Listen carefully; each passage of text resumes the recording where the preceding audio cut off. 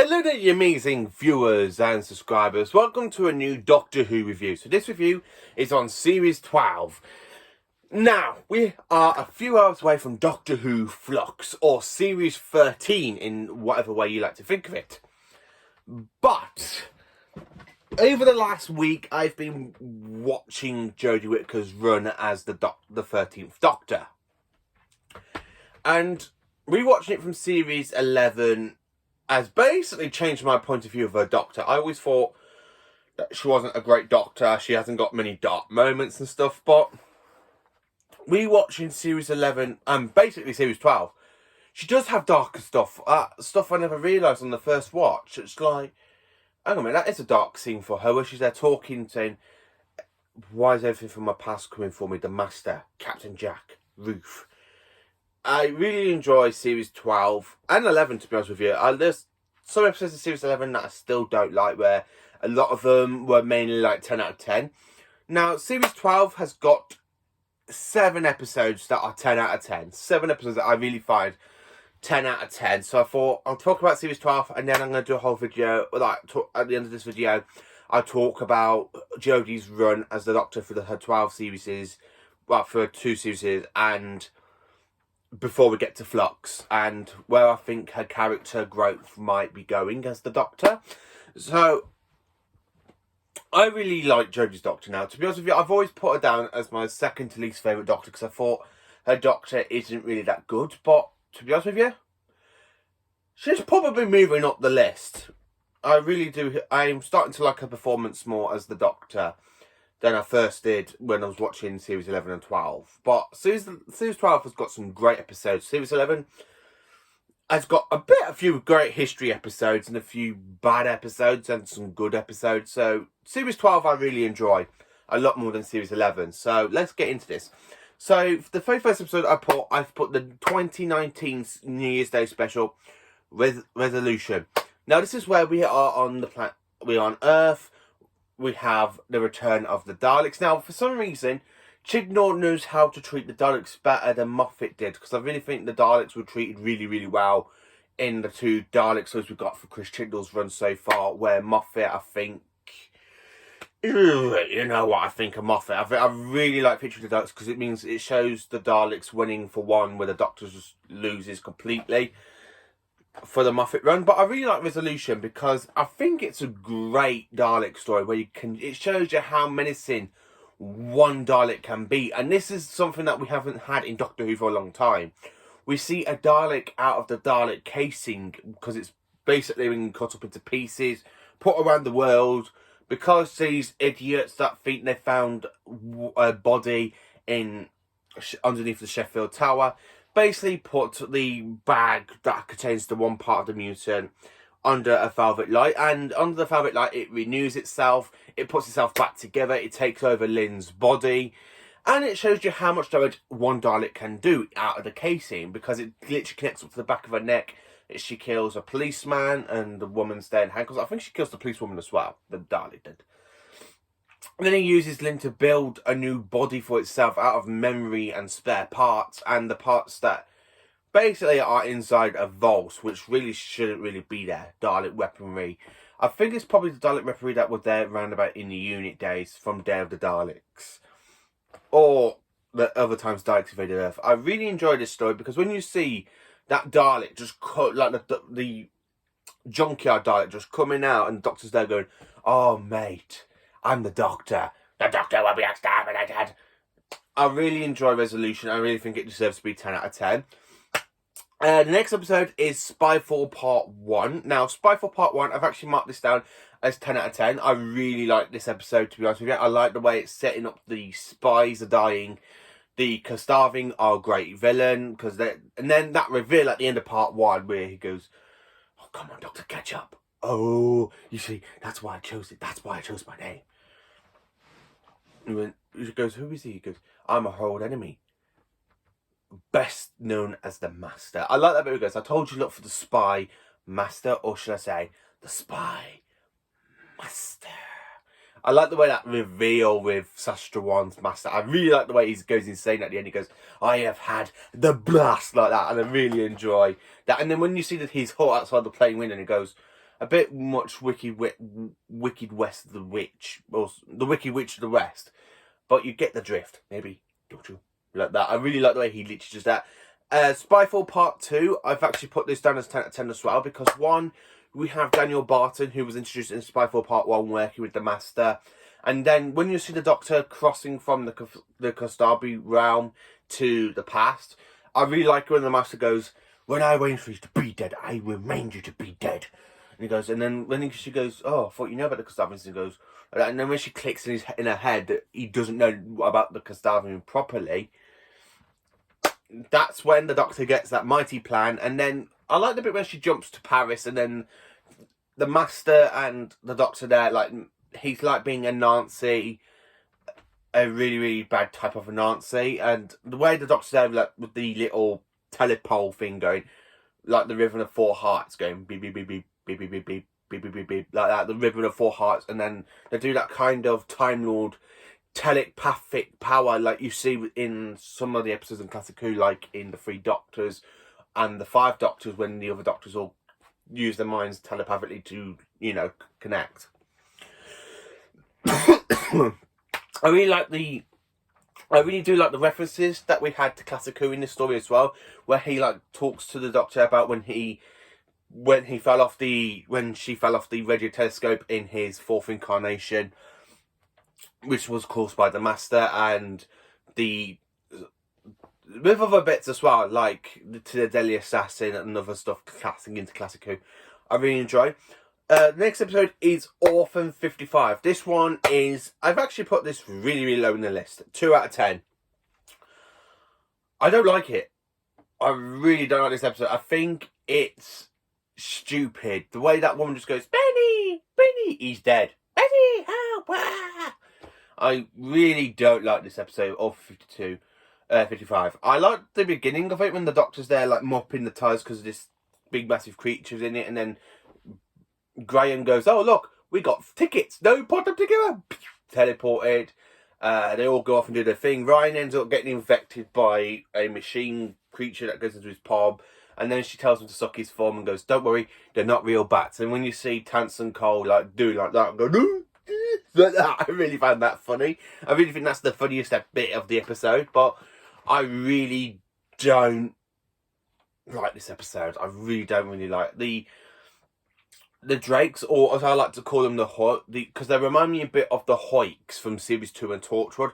I really think it's just the costume for the Hoiks, but painted white and stuff. I really don't like it. I really don't like the design. I think they're a bit alien looking, but they're supposed to be us humans that have been mutated. So is that what the Hoiks is? Is the Hoiks a mutation of us humans? We never really know, do we? I really don't like this episode. The next episode is Nikola Tesla's Nightmare of Terror. This one I've put 9 out of 10 because it doesn't deserve to be 10 out of 10 because I have one little thing that I don't like about it, which is the kind of alien that you got these aliens, they've gone around stealing a spaceship, which I thought pretty cool, but when they steal a Silurian weapon, it just answers a lot of questions, makes a lot of questions that needs answering. I mean, how did they get hold of a Silurian weapon? Did they come across a Silurian and kill it and then steal its weapon? We just don't know. But the rest of the episode, I really enjoy. I like the person that plays Nikola Tesla. I like the person that plays his rivalry, Thomas Edison. I really like the way they got that literally spot on in between the two of them. The little rivalry. I really enjoy that. The alien, the Skakra, the alien, the queen or whatever they're called, Skakra, something like that. They remind me a bit of the Rachnos. So they look very, very close cousins to the Rachnos, because the Rachnos we encountered in a David Tennant story, which is one of the best Christmas episodes, I have to say, out of the Tennant run. As you know, I'm not really a big Tennant fan, but I really think that's a great episode. I like the Rachnos. I do want to get the figure, so I can actually add the Rachnos into the figure collection, but never mind about that. Yeah, I just really enjoyed this episode. I just like it. Next episode is Fugitive of the Dedu. This one I really, really love. Really, really love. Because one, we have the return of the Dedu. We have the return of Captain Jack in this episode. We also meet a secret version of the Doctor that we never even knew about. And that actually might be a post-Hartnell Doctor. I really think she might be a post-Hartnell Doctor. We meet Gat, who is a time lady from the Division that's hunting down the Doctor.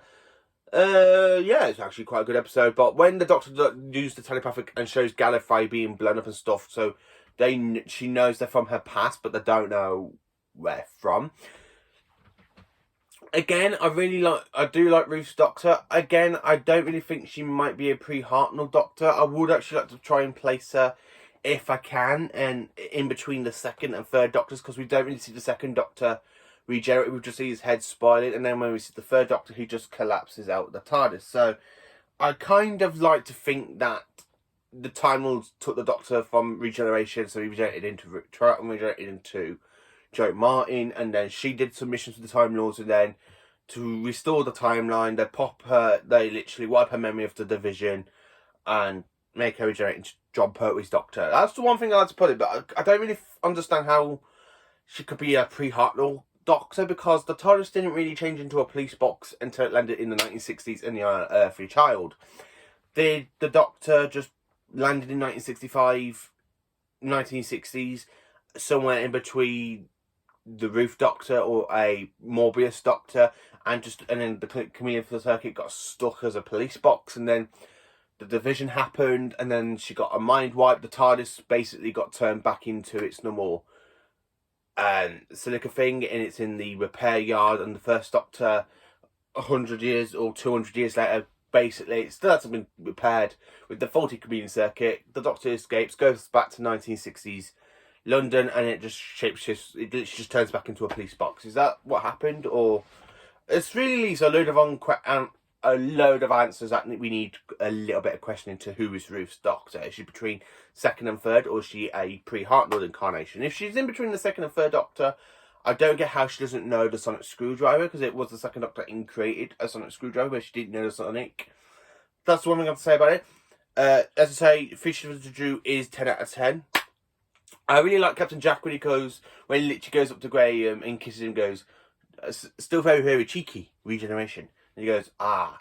And I like the bit when he literally teleports Yaz and Ryan to this spaceship Jack side and goes, but he said her, so I'm not going to say you, I'm going to say you. And he went, oh, seriously?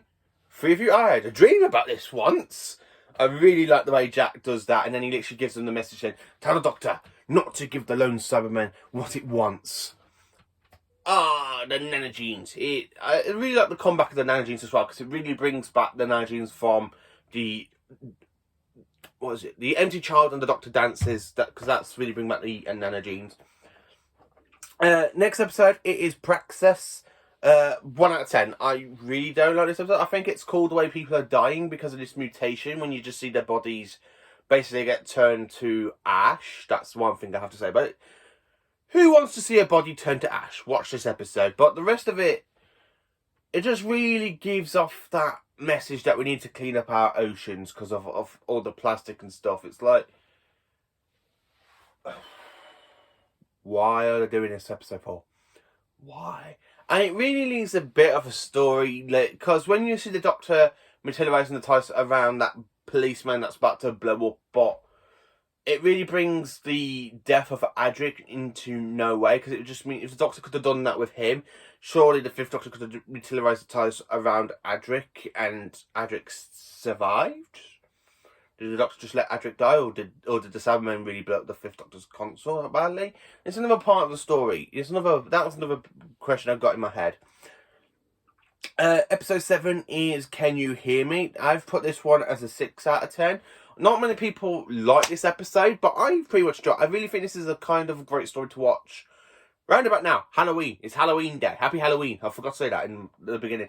I really think this is another good episode to watch round about Halloween. I like the way you have that creepy guy with the flying fingers that sticks into your ear and it steals your dreams, where his partner is there, escapes because of the Doctor. I really like this episode. The next episode, it is The Haunting of Philadelphia.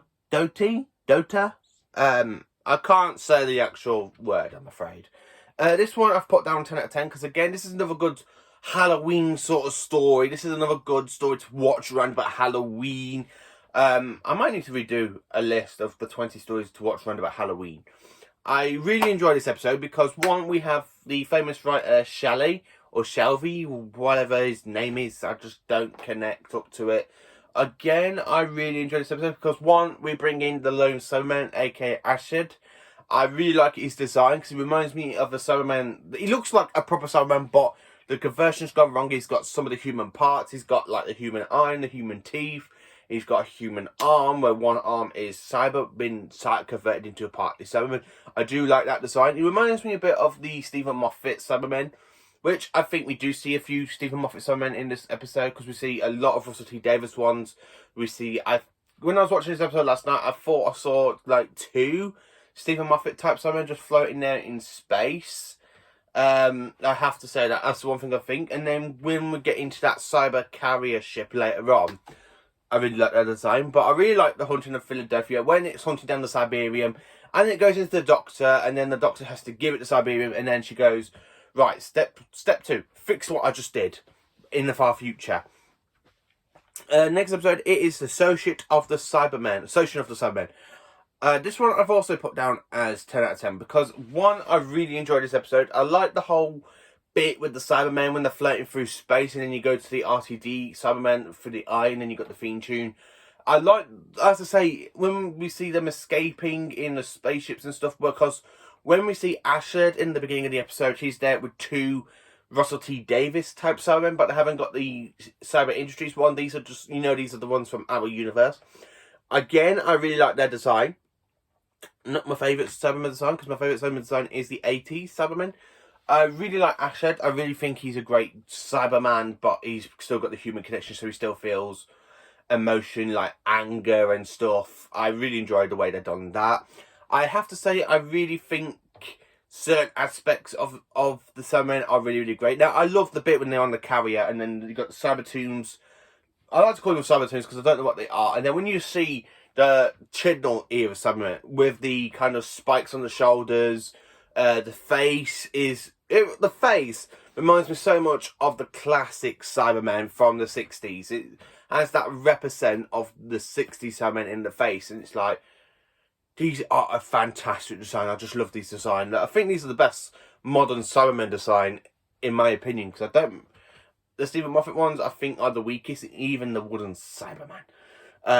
The RTD ones, I think they're higher, and then these ones, I think they're even higher. These ones are a lot better than the Russell T Davies ones, I have to say. Don't get me wrong, I do like them, but I think these are better because these remind me so much of the classic design.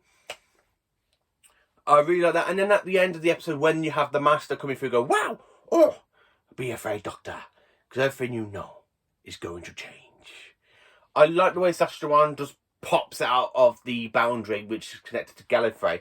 But my question is, how did he escape from the Costarbins? Never really answered, but we do see him on Gallifrey, and the Doctor's there shocked, even though she spent halfway through the episode, like halfway through the series, trying to track him down, because she even said it in Fugitivity to Do. They ask her where Yaz, Graham, and Ryan ask her where she's been going. I've been looking for the Master. Why? I don't know. The next episode, it is The Timeless Children. Now, this one, I've had to put this one down as 8 out of 10 because, one, don't get me wrong, I really enjoy it. I don't really think it ruins the whole history of Doctor Who. It just expands on it. Because making the Doctor the Timeless Child basically does make sense. Because the Doctor has stated out in the past that he always felt not like a proper Time Lord. He's the one that steals the TARDIS. He went and gone and be special.